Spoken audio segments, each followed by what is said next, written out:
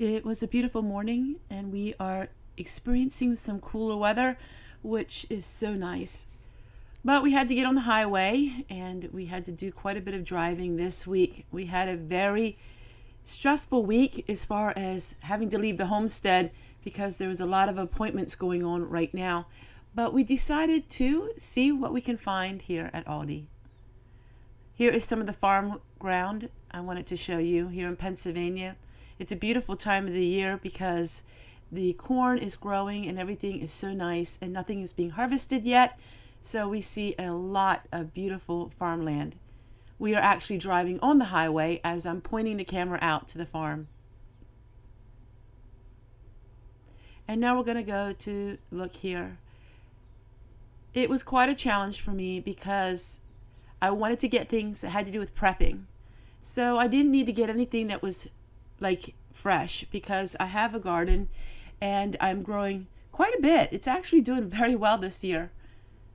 But I just wanted to see what could I find that would be very frugal. My price target was $2 and under. And the whole shopping venture was $20. As you can see, I'm starting to pick up some things. And if you notice, you'll see the prices on those things. Plus, I will tell you the prices when we are done here. But I was amazed at some of the prices. I was able to get some really good deals as well. I think no matter where you go, you'll be able to find one or two items of a good deal, and then I would just stock up on that. And always have a rotating list. That way you know what you have and what you don't. It was actually a very fun trip because I was really studying the prices of food more. Because I have a full pantries, I don't necessarily look at a lot of the different food on the shelves. And this was a wake-up call and an eye-opener for me too. The last time I checked the beans, they were a lot cheaper. But then here we have something that's on discount for 85 cents, and it's a pound of homemade noodles. Let's go ahead and see what we got. First of all, we're going to do all of the food preps that were under $1. We have all these noodles. These here were on clearance for 85 cents. I should have got more of them, but I wasn't sure if the price was exactly what it said, and it was. I would have got all they had if I knew that it was correct, but lesson learned. So I got two of these for 85, and these were 92 cents, I think they were. And now let's look at other things. Food prep, food storage. Vinegar, you can use for pickling and also for cleaning to help sanitize things. I love to have a lot of vinegar on hand in my food storage because it's something that you can use not just for internally to pickle things, but you can also use it to clean, which is a great product to have, and it can last on your shelf for many years. Beans, I needed more northern beans. I've been doing a lot of bean canning because we're going to be eating a lot of beans like we did last winter. I just canned a whole bunch of beans. I like to have them canned because they're all ready to go. You can eat them right out of the jar. What I do is I normally store more of my beans this way than this way because this way takes a lot of water, takes a lot of resources, and if you don't have electricity, it would take an enormous amount of wood to pressure can all of these beans. So I can them right away. This can last on your shelf for 5 years.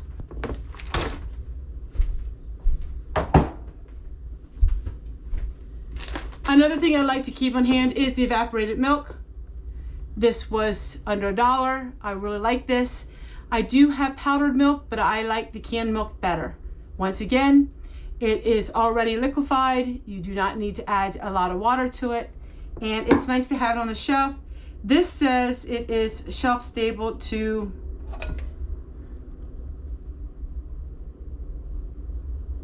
2026. It lasts a lot longer than that. I can keep it 2 years, no problem. Spices make the world go round. If you have spices, that makes a huge difference in your food. I did get some garlic powder, but just to demonstrate to you, spices are amazing. These seasoning packs were 42 cents each. Now I do have videos where I make all of my own, but I wanted to show you for 42 cents, you don't even have to use the whole packet. You could use a tablespoon at a time. This will last you many meals. This gives a little bit more of a flavoring. It helps out with just giving your food a little more taste. I will add a tablespoon of this to beans, to rice, to anything just to give it a little more of a flavor. The problem with long-term food storage is it can become very boring. And the thing is, if you use these spices and these herbs, it can make a huge difference in the taste factor of all of it. So I have the milk. And then I have flour. Now I am going to be making a lot of sourdough bread, and I needed the regular flour because my recipe calls for that. But the flour was $2, which was outrageous. The last time I remember flour was 99 cents there. That shows how long it's been since I bought flour. I have about 50 pounds of flour, the bread flour, but I did want the regular flour. And the beans were $2. Now this is a large amount. This is 2 pounds of it. This will give me approximately about 50 pints of beans, if not a little more than that, 50 of them. So that's cheap. Okay, so what I like to do is we do not store anything in the cardboard box. Let me show you this. This is a cardboard box. This is not made for long-term storage.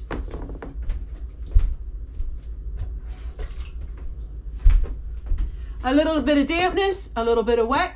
Right here, in a matter of 2 to 3 days, mold will grow on that.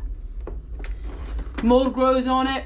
Also, the smell of things in the air will penetrate this cardboard. And then, well, your food tastes like it.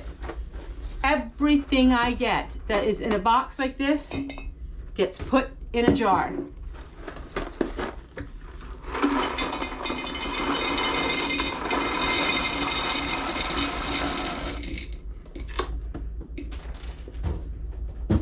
Whether I'm storing it for 6 months, a year, or longer. Glass jar.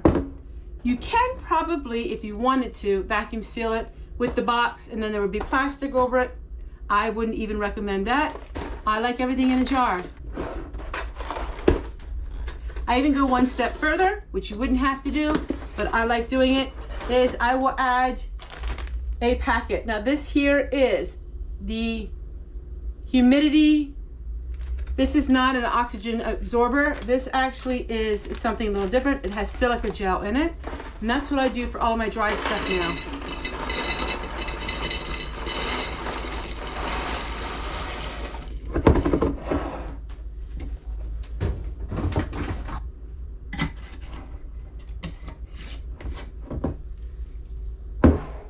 I'm gonna go ahead and finish this